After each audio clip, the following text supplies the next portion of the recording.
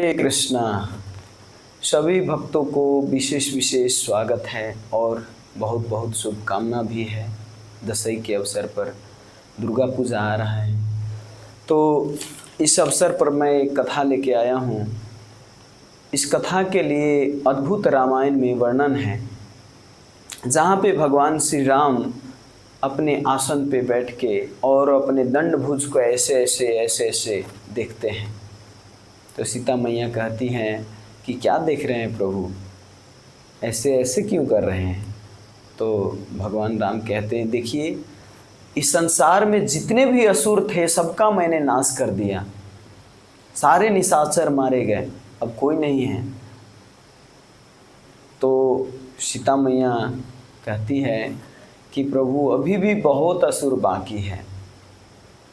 ऐसे वार्तालाप हो ही रहा था कि उसी बीच में देवी देवता लोग आ जाते हैं और बताते हैं कि प्रभु बहुत अनर्थ हो गया, बहुत अनर्थ हो गया। एक असुर है सहस्त्रमुख रावण, आपने इस रावण को तो मारा, लेकिन ये सहस्त्रमुख रावण जो है इसका 1000 मुख है।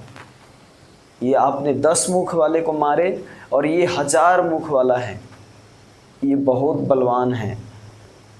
तो इज्जत की बात है। भगवान श्री राम कह रहे थे कि सारा निशाचर मारा गया, तो अब चले युद्ध करने के लिए उनसे।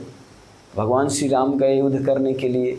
युद्ध करने के लिए गए, जब ही बाण मारते तो बाण मारने से जो खून गिरता नीचे, उस खून से फिर 1000 रावण फिर प्रकट हो जाते, और जितने प्रकट होते, जितने का खून गिरता, उससे सभी से 1000 प्रकट होते। मतलब 1000 अगर प्रकट हुआ तो 1000 के शरीर में से अगर थोड़ा सा भी खून गिरा किसी से, तो फिर उनसे 1000 करके कितना, तो सारे ब्रह्मांड ही रावण से भर गया था, चारों तरफ रावण ही रावण हो गया था। तो बहुत मुश्किल है। और जितने बानर सेना थे सब माफ़ी मांग लिए, प्रभु हमसे तो नहीं होगा। भगवान श्री राम की अद्भुत लीला है। तो वशिष्ठ मुनि जी से पूछते हैं कि गुरुदेव बताइए क्या करें इसका, ये तो मरता ही नहीं है। तो वशिष्ठ मुनि बताते हैं कि प्रभु मैं जानता हूँ आप और किशोरी जी में कोई अंतर नहीं है, आप शक्तिमान हो और किशोरी जी शक्ति हैं, तो आप शक्ति का प्रयोग करें तभी ये सहस्त्र मुख रावण मरेगा।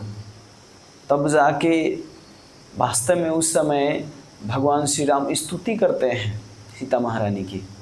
तो जब भी स्तुति स्टार्ट करते हैं तभी सीता महारानी कहती है, ये तो मेरे प्रियतम का आवाज़ है, प्रियतम का स्तुति है। तो उसी समय सीता महारानी ऐसे करके, ऐसे पूरा जब ही बाल को ऐसे करके उठते हैं वहाँ से क्रोध में, तो बाल उनका जो होता है वो खुल जाता है, चोटी खुलने से उस बाल से भद्रकाली का जन्म होता है। और भद्रकाली इतने क्रोध में होते, इतने क्रोध में कि लगता है पूरे ब्रह्मांड को निगल गया, और बोलती हैं कि आज्ञा दीजिए महारानी, मैं क्या करूं। तब जाके कहते सहस्त्र बाहु का वध करके आइए।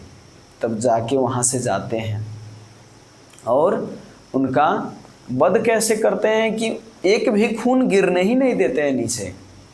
नीचे खून गिरे तब तो प्रकट हो। तो उनका सीता मैया की वो शक्ति थी, तो एक भी खून गिरने नहीं देते थे। जितना भी खून गिरता था वो जीभ से चाट जाते थे। तो सबको मार दिया और जितने बच्चे खोजे थे सबको निगल के चबा गए। तो ये अद्भुत रामायण में वर्णन है इस कथा का। वास्तव में देवी दुर्गा बहुत प्रबल है, बहुत प्रबल।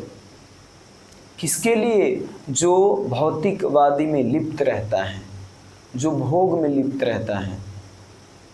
भगवान भगवत गीता में कहते हैं, देवी ऐसा गुणमयी मम माया दुरत्तया, ये जो मेरा शक्ति है ये बहुत दुष्कर है, बहुत दुरत्या, बहुत कठोर है।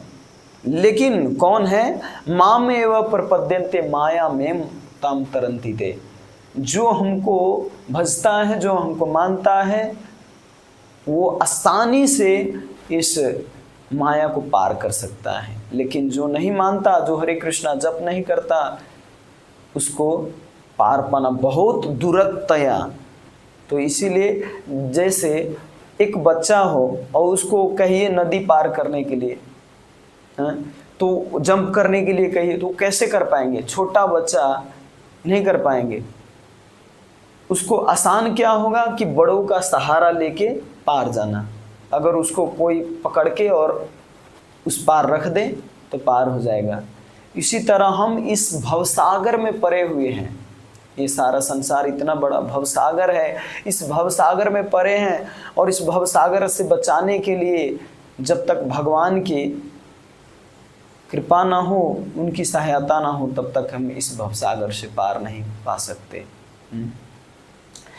एक पद है, गोस्वामी जी कहते हैं, जो संपत्ति शिव रावण ही दीन दियो दसमात, सो संपत्ति विभीषण ही सकुचतिये रघुनाथ। तो जो संपत्ति पाने के लिए शिव जी से रावण पूरा अपना 10 शीश काटने को तैयार थे, और वही विभीषण जी केवल सर झुकाने से, प्रभु मैं आपका हूँ इतना कहने से उनको अयोध्या लंका के राज दे दिए विभीषण जी को। तो दुर्गा जी बताते हैं ब्रह्म संहिता में कि दुर्गा जी छाया स्वरूप है उनका। जैसे 62 नंबर श्लोक में आता है, सृष्टि स्थिति प्रलय साधन शक्ति रेखा, छाए वैश्य भुवनानि बिभरति दुर्गा, इच्छानुरूपमपि च चेष्टते सा गोविंदमादि पुरुषम तमहं भजामि। कहते हैं सृष्टि स्थिति प्रलय, सृष्टि करते हैं, उसका पालन करते हैं और प्रलय करते हैं। साधन शक्ति रेखा, छाया वे विश्व भुवनानि बिभरति दुर्गा। कहते हैं कि ये मेरी छाया है। अगर आपसे कोई बात करना चाहे तो आप व्यक्ति रूप से बात करेंगे ना, छाया से तो बात नहीं कर सकते। कहें हाय शैडो, हाय छाया, नमस्ते छाया, तो छाया से कैसे बात करेंगे? छाया तो रिप्लाई नहीं करेगी। लेकिन जो भगवान का स्वरूप, असली स्वरूप है, भगवान कह रहे हैं मेरा छाया है। माया किसको कहते हैं? जो नहीं है उसको माया कहते हैं, भ्रम। तो ये जो माया स्वरूप है, इस सृष्टि में जो भी व्यक्ति गलत कार्य करता है उसको दंड देते हैं। तो इसीलिए हम वास्तव में अगर पूजा करना चाहते, खुश करना चाहते हैं, तो व्यक्ति जो भगवान कृष्ण से, इसीलिए यहाँ पे ब्रह्मा जी प्रार्थना कर रहे हैं कि गोविंदमादि पुरुषम तमहं भजामि। जो गोविंद का मैं भजन करता हूँ, उनकी छाया ये दुर्गा देवी हैं। इच्छानुरूपमपि यस्य च चेष्टते सा गोविंदमादि पुरुषम तमहं भजामि।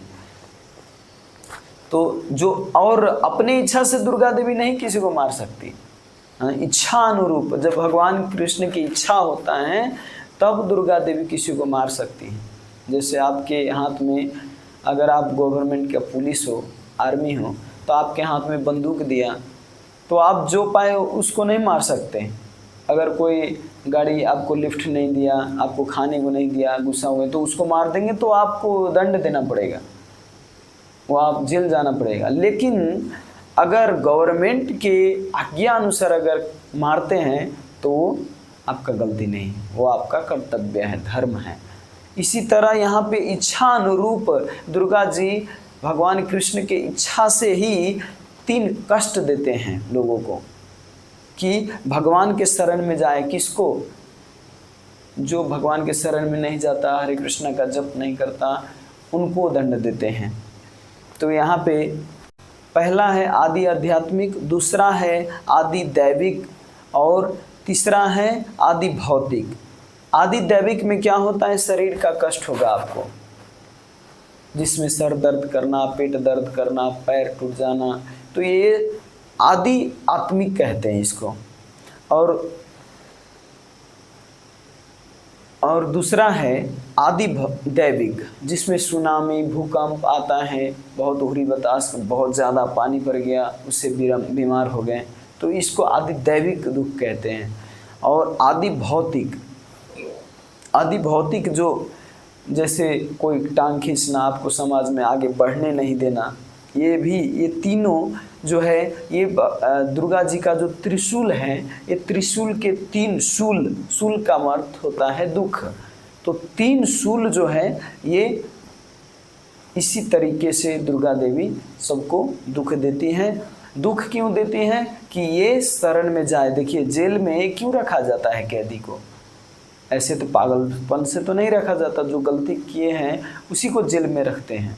ये संसार जेल दुरत्या है, और दुरत जो है वो दुर्गा देवी जेलर हैं। दुर्गा देवी जेल में नहीं है। कोई अगर कहता है अरे हम हमारे दुर्गा देवी को अपमान करते हैं, जेल में कहते हैं, नहीं, दुर्गा देवी जेलर है। जैसे एक बच्चे से पूछा था कि आपका पिताजी कहाँ रहते हैं, तो कहते जेल में। अरे क्या किया उन्होंने, क्या गलती किया कि जेल में चले गए? तो उन्हें बोलने जेल में जाते हैं वो पुलिस ऑफिसर हैं, इसीलिए जाते हैं जेल में।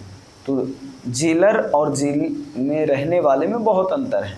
आप भागवतम में बताइए, एक भी भक्त दुर्गा देवी का भक्त नहीं है। सुखदेव गोस्वामी, परीक्षित महाराज भगवान कृष्ण के, ध्रुव महाराज भगवान कृष्ण के, प्रहलाद महाराज भगवान विष्णु के, सुखदेव गोस्वामी भगवान कृष्ण के, है ना, सब आप एक पर एक देखिए। अम्बरीश महाराज, चित्रकेतु महाराज, सब भगवान कृष्ण के, भगवान विष्णु के भक्त हैं, भगवान हरि के भक्त हैं। एक भी दुर्गा देवी के भक्त नहीं। दुर्गा देवी नहीं चाहते कि हमारा तुम भजन करो। अगर भजन करते भी हैं कोई, तो उनसे सही चीज़ मांगिए जो सदा रहे आपके पास। ऐसी चीज़ मत मांगिए जो इसी संसार में छूट के जाए, है ना। तो वो चीज़ क्या है? वो चीज़ है भगवान की भक्ति, जिसमें सदा आनंदित रहेंगे आप, उसमें दुखी नहीं होंगे। तो यही कहते कहते मैं यहीं पर विराम देता हूँ, और इससे ही प्रार्थना है कि भगवान कृष्ण के चरणों में मेरा मति लगे, और आप लोगों का भी भगवान कृष्ण के चरण में मति लगे, आपके जीवन धन्य हो। हरे कृष्णा।